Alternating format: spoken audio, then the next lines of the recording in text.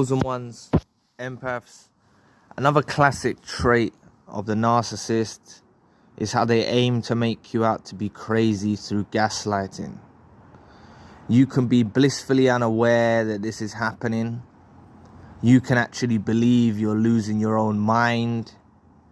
And the strangest part of it is how, not in all cases, but in some cases, they'll actually be the one who's enabling it.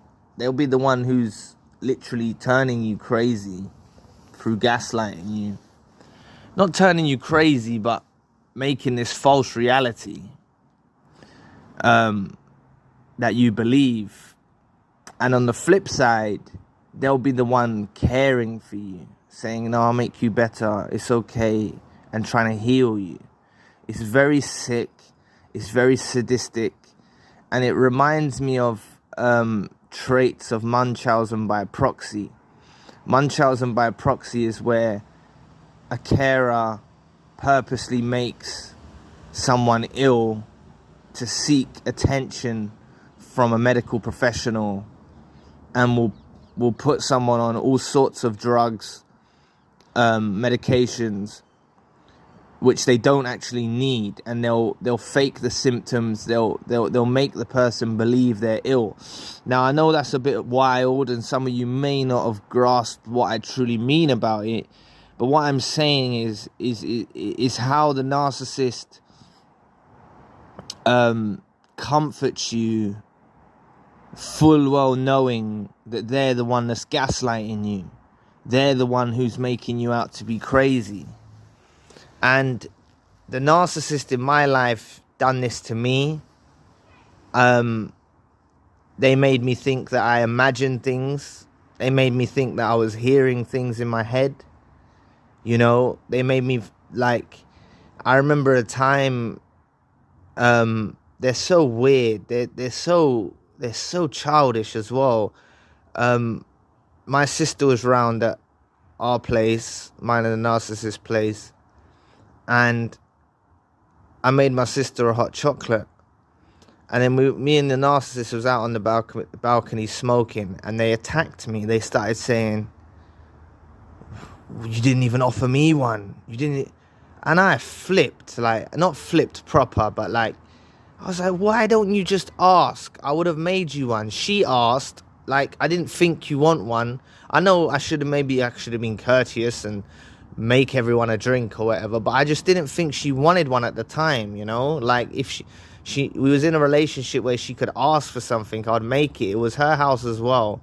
If she wanted one, I would make one, you know? It wouldn't have been hard for me, but she attacked me secretly out on the balcony, saying, you didn't make me one, blah, blah. And then when I confronted my sister about this, the narcissist said, I didn't say that. And she made out that I misheard her. And I was so in love with the narcissist, and I believed that the narcissist was the most honest person. Truth was very important in our relationship. Truth was the most fundamental point of our relationship. I've told you many times before, it was what caused the ending of the relationship, the truth. But I believed her to be a true person. So I started to believe that I misheard. And I reacted and went mad for no reason.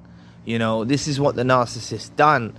And there was many occasions. There was another time when the narcissist, towards the end of the relationship, they put this photo on Facebook, and they put all these filters, and they made themselves appear so attractive in this photo, and they look nothing like that, you know. They don't look anything like that at all. And they were messaging their cousin, and I said to them, don't you think with the devil around and stuff like that, how the devil operates, you know, don't you think it can make your cousin's partner lust for you by having a profile picture like that? It can make someone lust for you.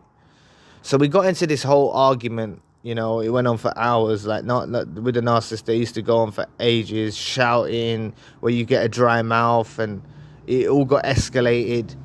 And then finally, the narcissist said it wasn't on Facebook. So she made me believe that I didn't see the photo on Facebook and it wasn't her profile picture. And she, so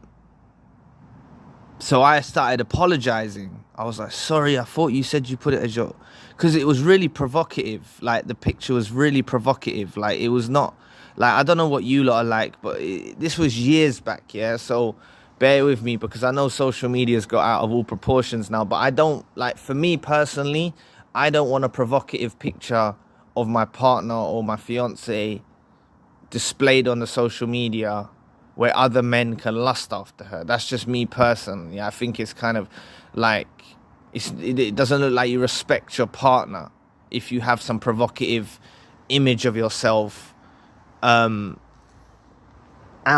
for the world to see, you know. And there was countless times, you know, she gaslit me through. I remember there was a colleague that I met at work, and she was a female, but I didn't do anything with her or anything like that. But the narcissist was very insecure about this colleague. And when I left the job, the narcissist gaslit me again and tried to make out that this colleague had phoned my phone. And we didn't exchange numbers, right? We didn't exchange numbers. It was just a colleague. And the narcissist made out that this person phoned the phone. And I believed it, you know, like, I believed it. We had our relationship was very, like, obsessive. It was very obsessive. Like, she even made me be obsessive to some degree. And all of her insecurities, she made me be insecure about certain things. Like,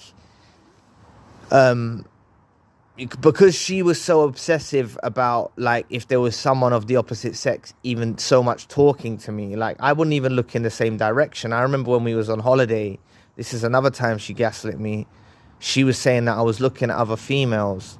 So, like, I remember being on holiday with her, I was looking at the ground. Like, I would look at the ground. This is how much control she had over me. I feel like such a simp now. Like, I feel like such a chump now. Like, you know, I was looking at the ground, like, not looking in any direction. And, you know, like, these are just, it all started when I tipped a waitress, because I used to work in hospitality and I used to get tips. So I tipped a waitress and she was saying, oh, the waitress thinks this and this and this. And I believed it all, man. She used to gaslight me so much. Like, I become a shell of myself through that relationship. Like, she really done this stuff to me so badly. And some of you lot may have gone through more extensive gaslighting, but she done this frequently.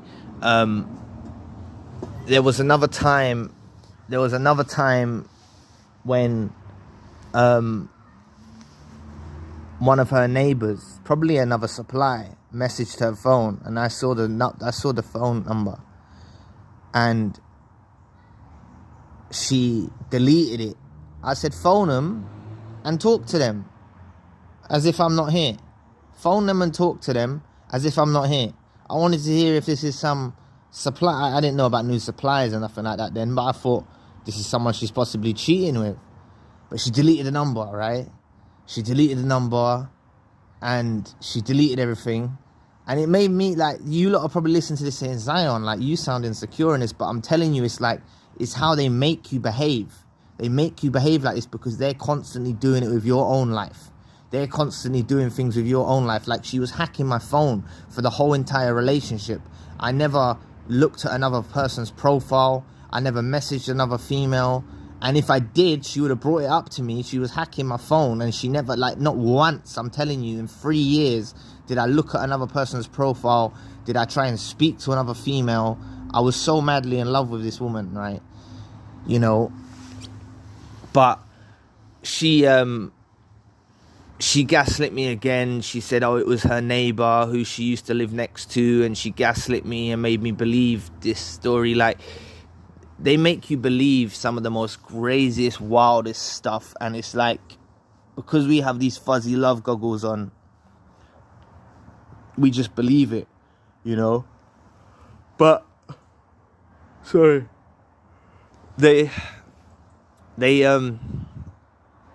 she gaslit to my family that I was abusive. She gaslit my family to make out I was abusive, to make out all sorts of stuff she done against my name. She made me think that I done wrong. Like, she always made me feel like I done wrong, you know, and I was always apologizing. And when I think back, when did I ever hear an apology come out of her mouth? I didn't even hear an apology come out of her mouth. Like, very rarely did I ever hear an apology come out. Like, I was constantly saying sorry for things that was not my fault. But I'm telling you, they aim to make you crazy. They will make you out to be, they'll make you think you're crazy, and they will comfort you. They will comfort you through your sickness. And it's them that's making you sick.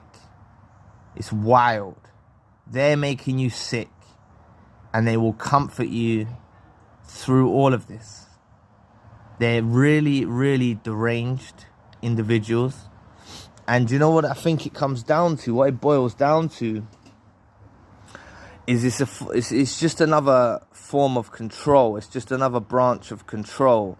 You know, if they can make you lose your sanity, or make you think you're losing your sanity, they've got full control over you. They've got full control over you. They can do what they want to you, you know. Like I mentioned, like what they done with me on holiday. They made me feel like I'm looking at women in a certain way. I wasn't looking at no women in a certain way. I was madly in love with this narcissist. I was true. I was honest. I'd done everything for this person. Like, I'd done so much for this person. It's unreal, yeah? And they had me on holiday looking at the floor.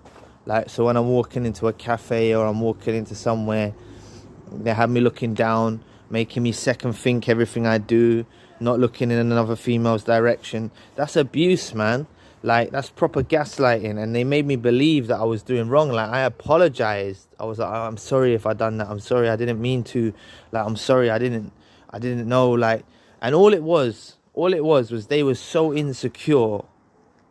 They were so insecure about other females. That's all it was.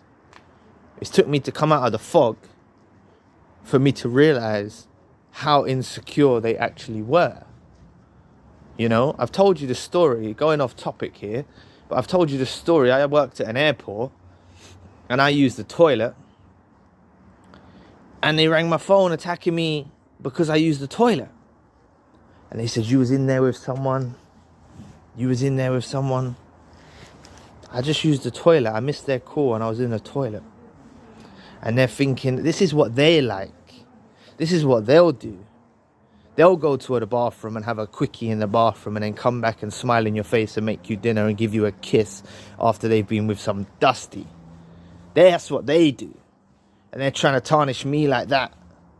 Remember, my journey with the narcissist is I never used to believe in God. I wasn't always a good person in my life. I wasn't always the best person I could possibly be. And during the time I met the narcissist, I got in touch with God, and we both kind of followed faith together. We both kind of grew in knowledge together in faith, and we began to study the scriptures together, and we both done it. Maybe she just copied me, just mirroring me. I don't know. Probably, yeah, just mirroring me. But I felt like I'd found my soulmate. I felt like I was really trying to be a better person. All of the bad deeds that I'd done in my life to people, even small things where I'd harmed someone or done something in my life, it really tore me up inside me. Like, I was trying to eliminate all badness inside me. And this was the beginning of my journey when I awoken to God, you know. Like, whether you believe in God or not, you know, the moral, I'm not saying religion's messed up, you know, religion divides people, there's wars over it, it's crazy, but really we should all believe in a God. If we all believe in a God, even for those that don't, you can respect people's religions, we should respect people's ways of worship, we shouldn't argue and fight and debate and cuss each other's religions and stuff like that. we should all just respect one another and practice. And if you praise God, the creator of the universe, regardless what name you call him, if we're all talking about the same God, the creator of the universe, then we should all be on the same page. But it's a sad reality that the world doesn't see it that way. Sorry, I've gone off topic, but you know, they can make you think you're really ill. They really shift blame. They can think how deranged it is, right? For someone to do something wrong, manipulate you, gaslight you, right? So us, we think we're losing our mind. We think we're in the wrong, and then we start apologizing, and the narcissist sits there and says yes, and lets us apologize to them, full well knowing we've done nothing wrong. Look at the dynamics of that. Look how messed up that is. Apologizing for something that we haven't even done wrong. We haven't even done wrong. Nothing wrong. And the narcissist will soak up our supply, hear our apologies, sometimes even reject our apologies. Full well knowing it's them that's contorted our mind, that's twisted our mind, that's put a false narrative on things, that's gaslit us. These lot are evil, evil, evil creatures. These lot are the most evil creatures known to man, I'm telling you. And it's so sad that we let them into our lives. They took advantage of all of our kindness. They took advantage of all of our love, our care, our empathy. They took advantage of all of that. And they really done us a number on us. They really done us a number on us. But you know what now? Where you're watching these videos, and videos alike from other content creators, and you're starting to come to terms with what happened, you're getting out of the fog. You're getting out of the fog. You know? You're getting out of the fog. You know? Those situations I brought up in the first half of the video, what the narcissist done to me, I lived with that. Onwards and after into the relationship. The hot chocolate incident, where I thought I misheard something and I was having a delusion. I believed that. I apologized for that. And they still woke up next to me the next day, smiled in my face, and they knew that it was all them. Only someone so really evil and decrepit can do something of that nature. This is a real evil individual. They're really, really savages, right? Who can do that to someone, an innocent person, and make them think they're having a delusion and hearing things, right? Making them think they're losing their minds. It's a painful thing to go through. And I woke up to all of this after I separated. And that's why I'm saying, the longer you go on your healing journey, things are going to come back to you. The rumination, as I say, will always come to a reflection. It will be more of a reflection where you reflect on things, like I reflected on things, like I reflected on that hot chocolate incident, like I reflected on the Facebook incident, and I started to see the truth, and I thought, oh wow, they just done a number on me. They gaslit me. They gaslit me. And you know why? Sometimes they gaslight. They gaslight to appear good in your books. They know that you're onto them about something. Like I was onto them about the provocative photo, right? So they gaslit me to make me believe they haven't put it as a public profile. And me, like a numpty, believed them. You know? I'm not wise. I know a little bit. I share my knowledge with you. But God, I was a fool. Love makes us foolish. Being in love with the wrong person really makes us foolish. And it did. It made me foolish. I done my all for that person. And I'm over it. I'm over it. And I'm starting to reap the benefits of all the deeds that I've done now.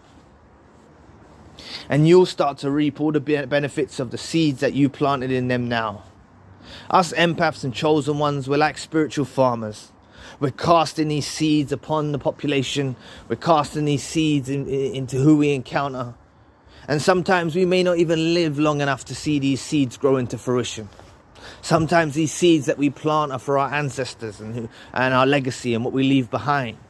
But sometimes we do reap the benefits of what we planted, because we planted pure seeds. We didn't plant weeds. We planted pure seeds in these people, and the karmic cycle? The karmic cycle you'll reap benefits of what you sowed.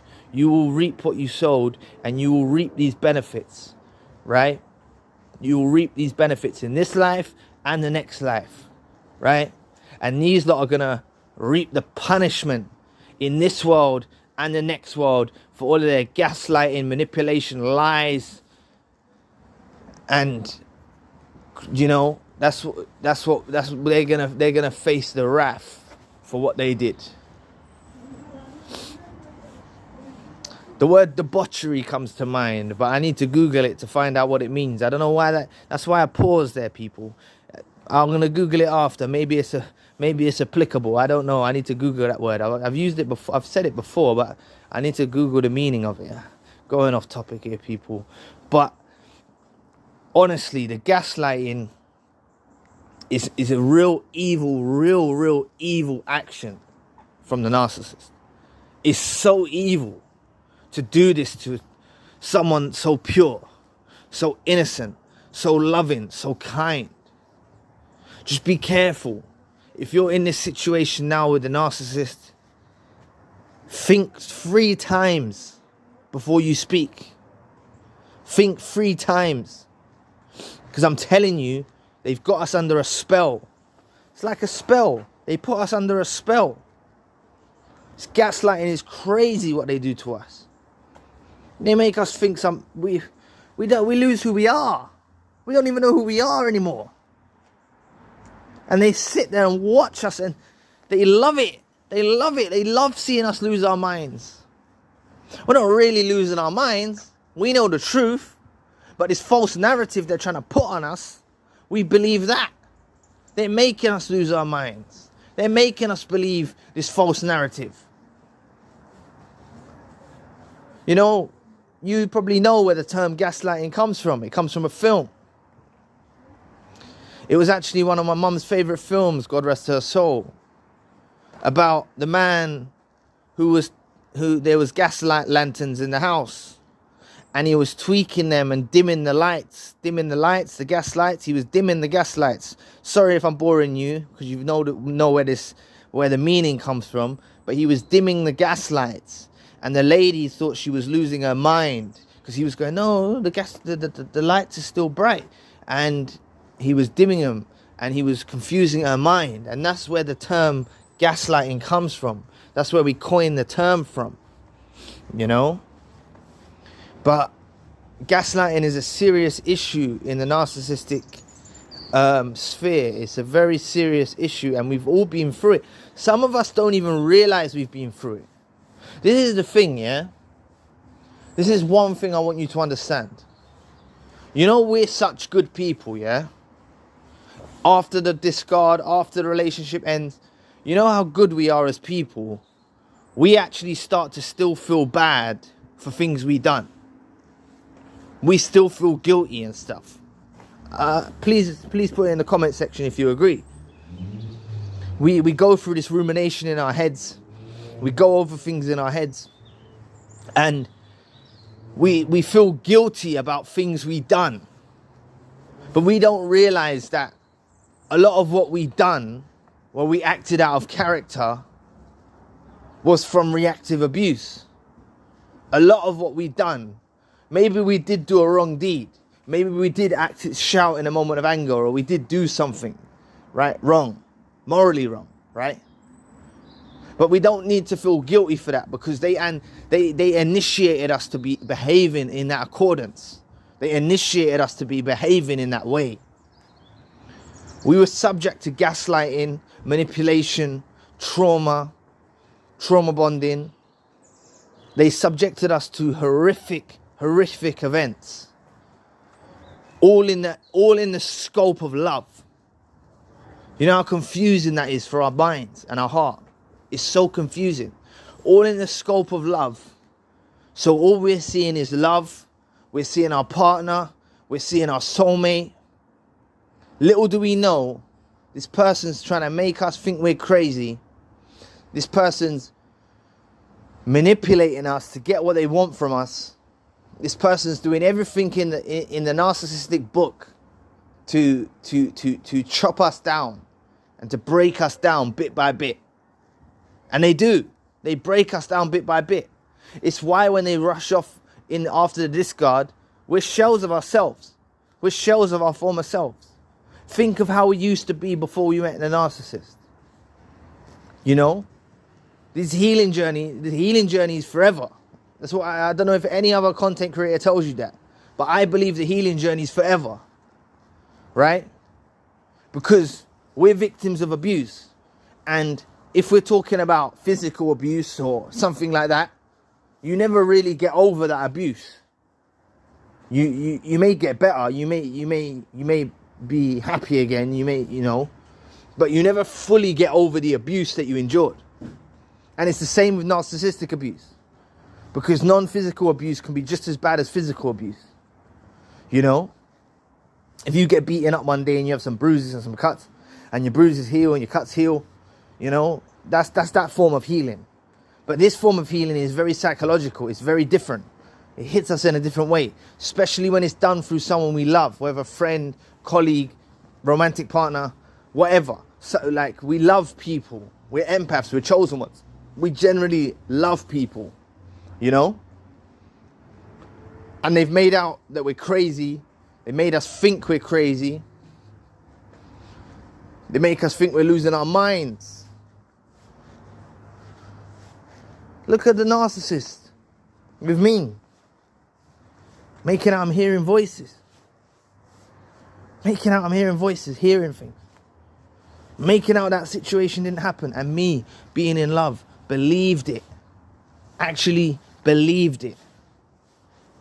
How stupid am I? All in the scope of love. We need to be careful, people. We need to be very careful. All of us have to be so careful. I cannot emphasize enough how careful we have to be going forward. Too many of us go from narcissistic relationship to narcissistic relationship to narcissistic relationship. Too many of us fall into that pattern. And I don't want that for us. I don't want that for us. That's why I always talk about abstaining from relationships. Rolling solo for a little while. Healing. Looking at your healing journey as your partner. Look at God as your partner. Look at being alone as your partner. And you become stronger. We don't need no distractions. You see what I'm saying? We don't need no distractions. Even me, fairly recently, a close friend of mine from childhood started smearing my name. He's in a delusion, but he started smearing my name. And what I've realized is I don't need people around me. I let someone get close who I thought was a childhood friend, started smearing my name. I don't care. Let people think what they think. I don't even care. But what I'm trying to say to you is even that caused a disruption in my world. We need to be very careful who we let in, friend, colleague, romantic partner, anyone. We have to be so careful because people are not like us. They're just not. They don't wish well for you. They're not happy for you. These people have ill intentions. They want what's worse for you. They like to see you in misery. They like to see you suffering. They like to see you in a bad way. A lot of these people in this world are ill. So many of them are ill. But they make out we're the ill ones. They make out we're the problem. We're not the problem. And God knows the truth. Ultimately, God knows the truth. We know the truth. Yeah? We know the truth. Just take your time. I can't emphasize enough. Please take your time before you move on. Because I always say this. There could be someone around the corner who is genuine and a really good person. And we're going to destroy a really good person if we're not healed enough. If we go into a relationship with a really kind, loving person, we'll destroy it by us not being healed. We have to take accountability and heal ourselves enough before we let our guard down and let someone in. Because we can't be bringing all past traumas onto someone else and ruining someone else's life. Because there are good people out there, and we will meet a good person. It's inevitable. It's the frequency. We're going to align with that frequency. Just align with the frequency of love, empathy, and we'll phase out all of these other little creatures. We phase them out. We don't need them in our frequency. And we'll attract, like minds attract, yeah? We'll attract something that's good for us. I know I went off topic in this video a little bit, but just understand gaslighting is a serious issue and you could be suffering from it. Reflect on what I've said today. Reflect on your events and your gaslighting, and I'd love to hear about it in the comments section. So anyway, thank you for watching today. Please press the like and the subscribe button. If you'd like to donate to the channel, you can find the link in the description box. And if you'd like a one-to-one session with myself, you can also find the link in the description box. Currently, I've got the secondary channel, the spiritual channel. So anyway, I'll be back with another video soon. Peace.